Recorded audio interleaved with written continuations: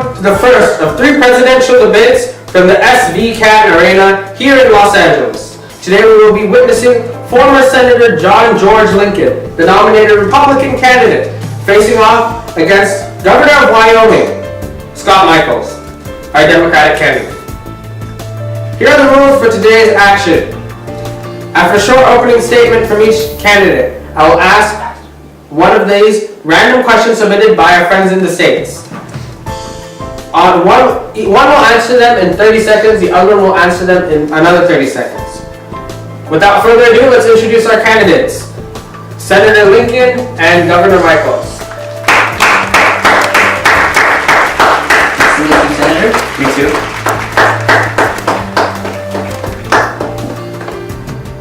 Thank you, candidates. You'll both have 30 seconds to give your opening statements. Mr. Michaels, you're up first. Thank you, Jim, Mr. Moderator. Now, in my 8 years as Governor of Wyoming, I have noticed that America has become extremely slow in passing bills and future measures that will ensure its success. Why? Because of Congress. Congress is taking too long to deliberate and ultimately pass new motions. So we need to completely change the American government. I propose that we completely get rid of Congress.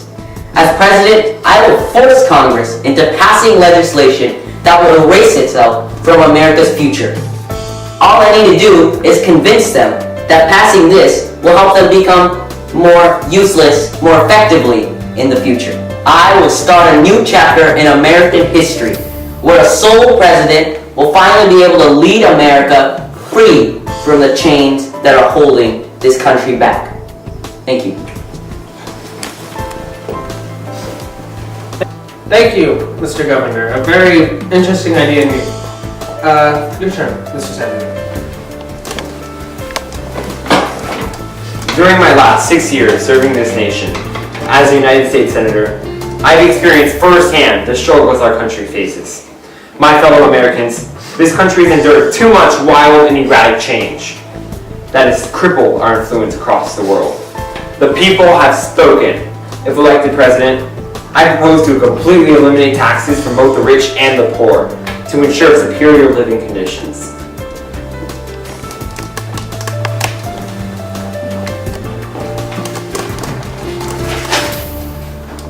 Thank you, Mr. Lincoln. We'll now turn to our 2 analysts who will give their views on these opening statements. That's right, everybody. It's an honor to be here today.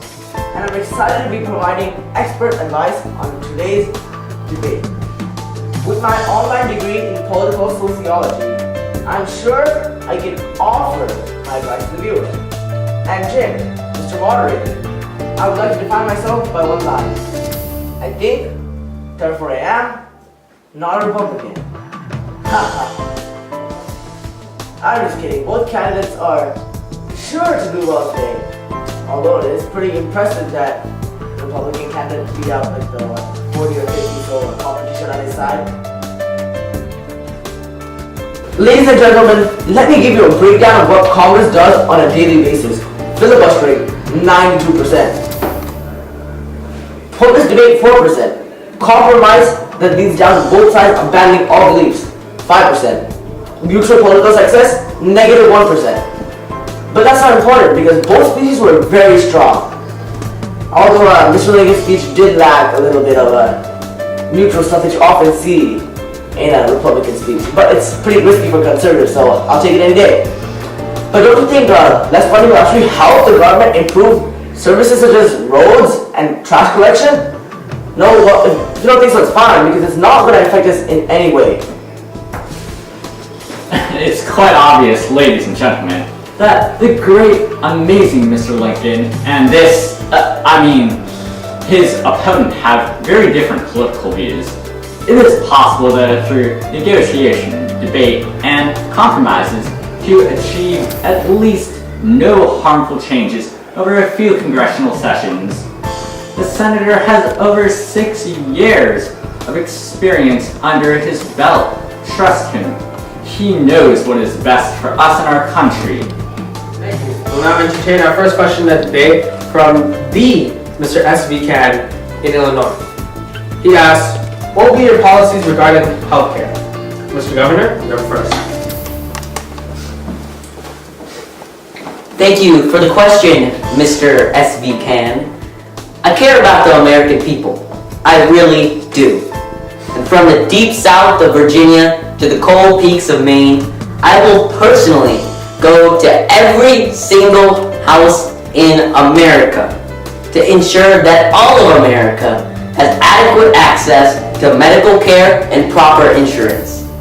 So Mr. S.V. Can, if you don't have either one of these, don't worry, I'll be at your house soon enough. Thank you. Thank you, sir. Mr. Senator, your response.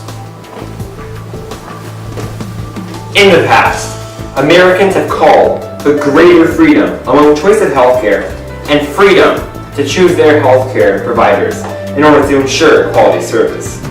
Therefore, it is my pleasure to eliminate government influence and control over healthcare. The people have spoken for more freedom. This money will help fund the transition into gun control laws to eliminate them completely. After all, guns don't kill people, people kill people. Thank you.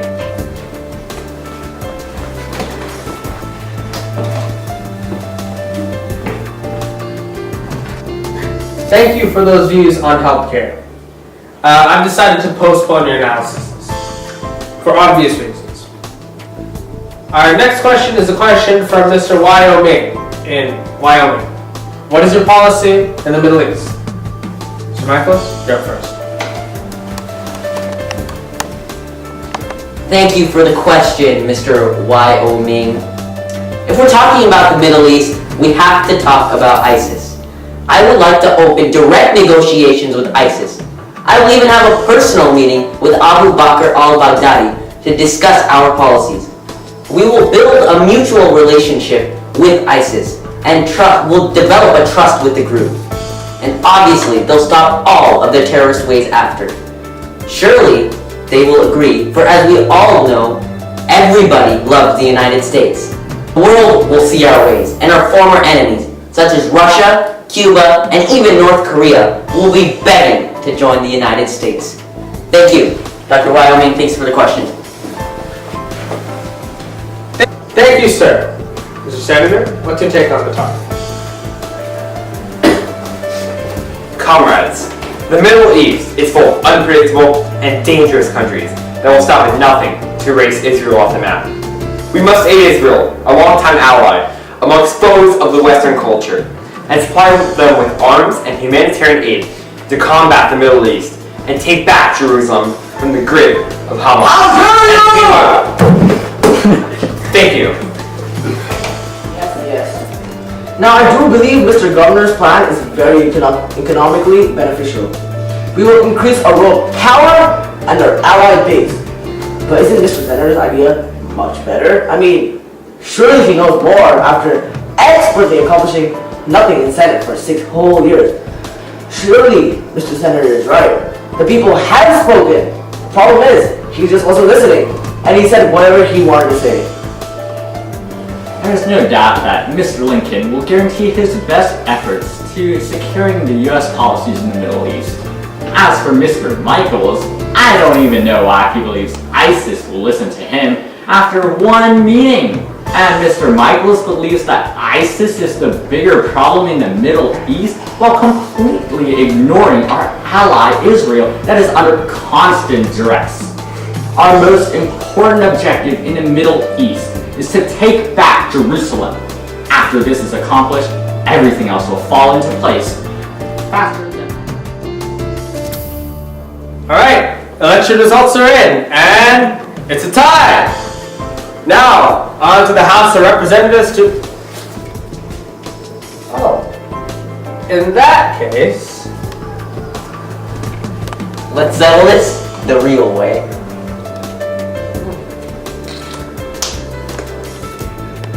Best of 3?